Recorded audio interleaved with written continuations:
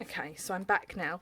So basically what I was trying to say at the beginning of this video is if you've got a right hand side of a toadstool, you want to make sure your strips are stuck on the left hand side of the card so you have room to pop your toadstool in. If you've done what I've done and if you've stuck them down the wrong side, all you're going to do is cut yourself a whole toadstool, pop it in your trimmer,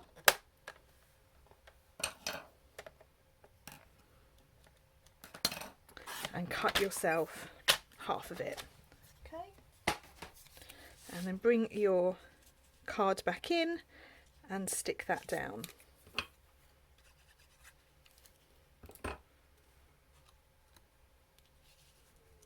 Like so. Okay, so that's how we've got so far. Now I'm going to stamp my sentiment, and my sentiment says Merry Christmas and a Happy New Year. The sentiment is from the Kindest Gnomes stamp set, and I really like this sentiment. It's one of my favourite Christmas sentiments because it just does what it says on the tin. It's a really nice plain font sentiment. You can't go much wrong with that. I'm stamping it in Memento ink, so just a black ink, and that's being stamped in the centre of my piece of pool party card, and the measurement for that is in the email. So before I stick that down, I'll just bring this up a little bit closer. You can see there's a bit of linen thread swirled under there. I can't not make a card with linen thread each month, so here I'm going to cut myself a little piece. It's probably about 20 centimetres, and I'm going to take myself some tear tape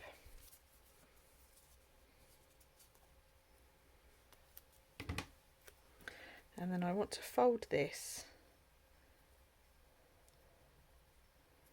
sort of into a bow shape. I'm not going to tie a bow. I'm going to turn my sentiment over and just secure that down with my tear tape, so you get a really nice swirl of linen thread under there without having to tie a bow and without it feeling too lumpy. Okay, and then I'm just sticking that down nice and flat, and to finish off I have cut myself a little birdie like so.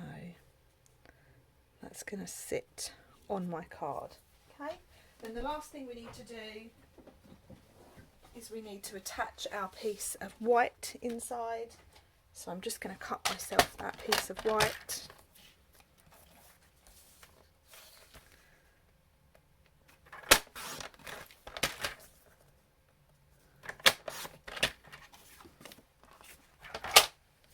And we can stick that into the centre of my card.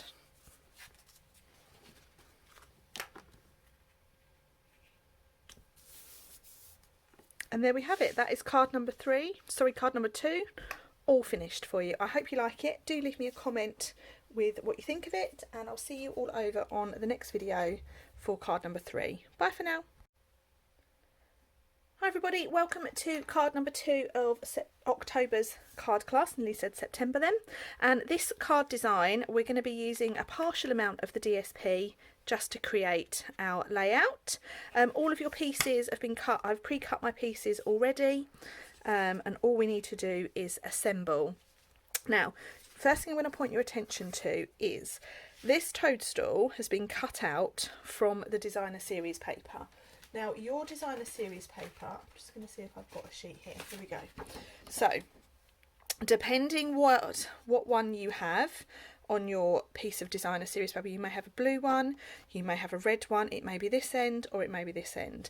Just be mindful of which side you're going to stick your strips down to. Okay, so for mine, the first one I cut was on this corner here, so naturally it's sitting on this side, whereas this one here that I'm going to make, I'm going to move it over, so you'll get a bit of a comparison depending on what you've got in your kits. Okay, so we're starting with our crumb cake card base.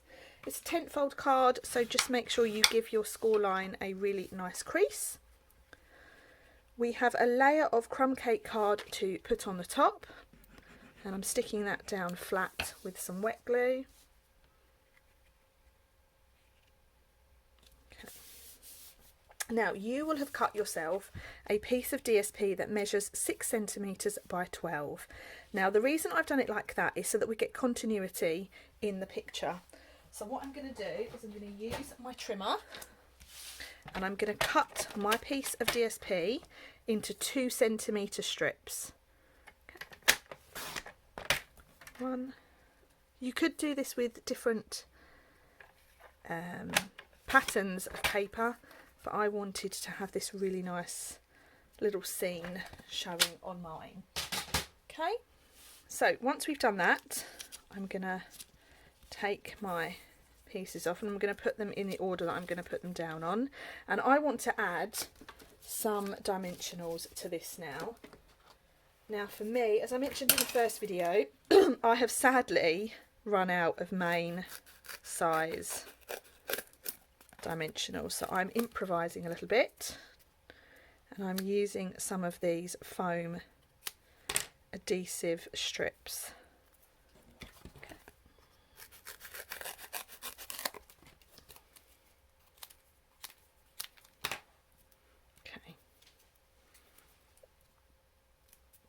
Let's add these strips to my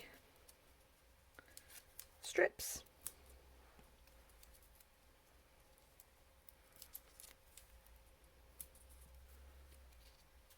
And sometimes what I find, if you have really busy patterns of DSP, you want to use it on a card, but you're quite mindful of how busy it is. So this is a really nice way of just using a little portion of it but still getting to see that scene.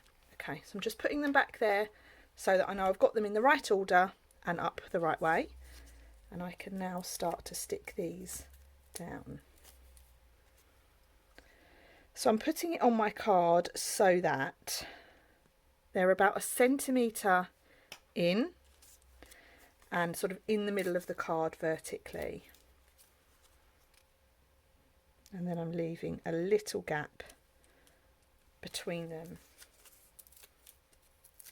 So it's just a really nice way of using a busy piece of DSP and not using a lot of it. Now what I've made the mistake of putting that on the wrong side, which is what I said I wasn't going to do, but they're stuck down now, so I'm going to cut myself another one of these. So just bear with me.